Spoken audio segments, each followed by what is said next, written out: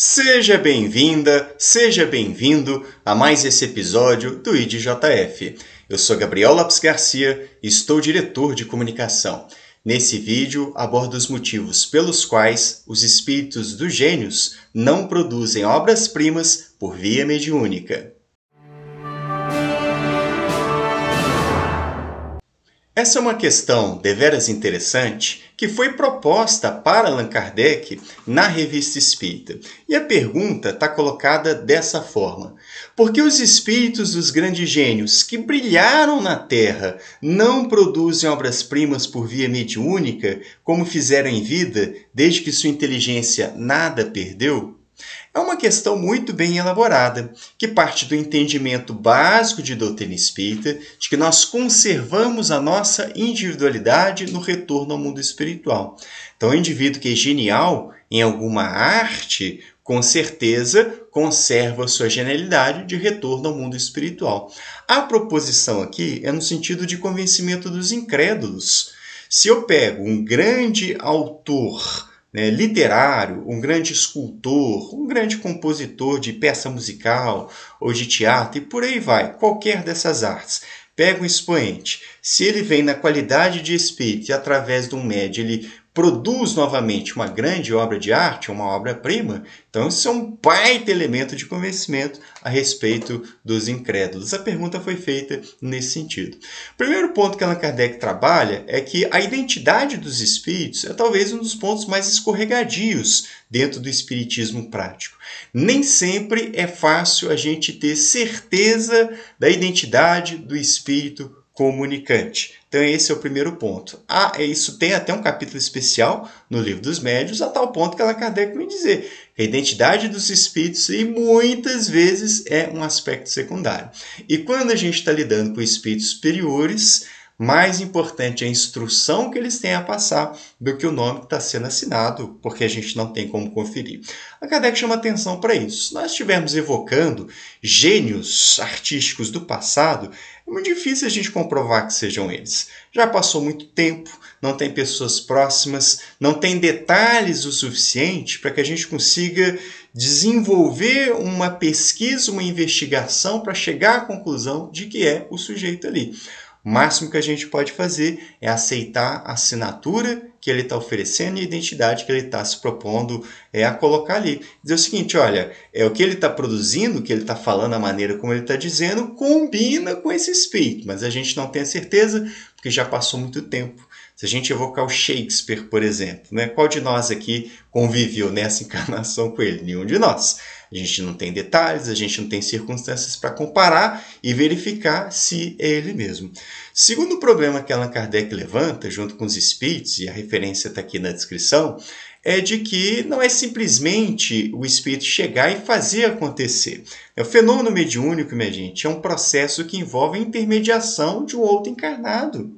Não é simplesmente o espírito chegar e fazer como se fosse ele mesmo. Está encarnado, chega ali e faz alguma coisa.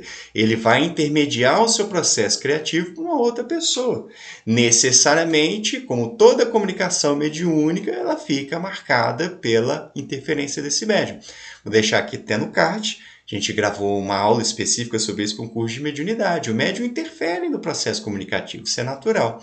Além disso, pensa. Se for um espírito, um grande poeta, ele precisa encontrar um médium que minimamente tenha alguma familiaridade com o mundo da poesia, com as métricas, com a rima, essa coisa toda. Ele precisa de um instrumento mediúnico adequado, tanto do ponto de vista fluídico, mas também do ponto de vista de alguns conhecimentos básicos para poder exercer ali a sua influência e transmitir alguma coisa.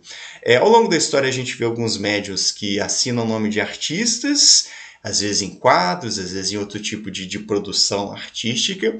Na maioria das vezes, essas produções são muito ruins, muito longe de serem equivalentes à capacidade, ao gênio de quem se diz ser essa autoria, que acaba conduzindo mais ao ridículo do que ajudando a convencer na doutrina espírita.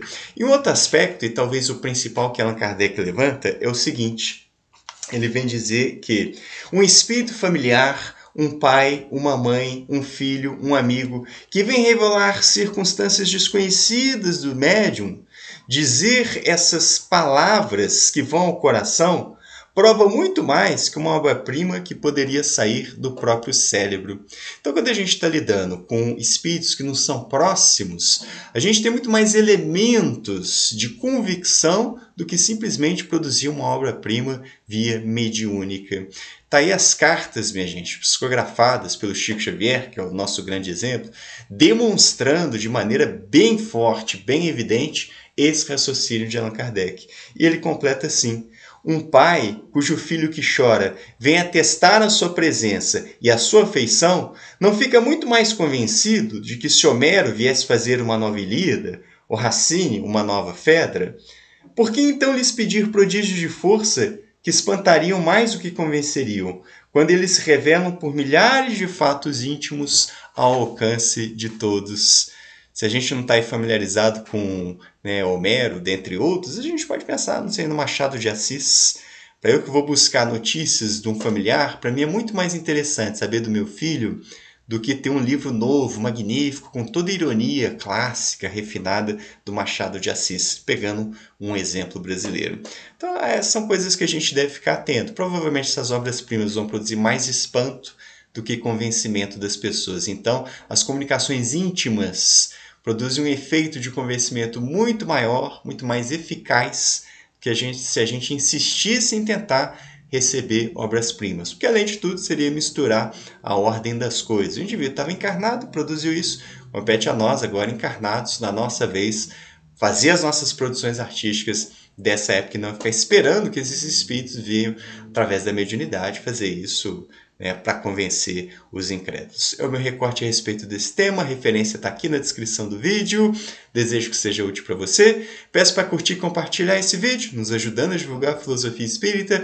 Se você é novo aqui no canal, aproveita, te inscreve, ativa o sininho das notificações, vai ficar por dentro de tudo que nós produzimos. É isso, pessoal. Forte abraço, até a próxima!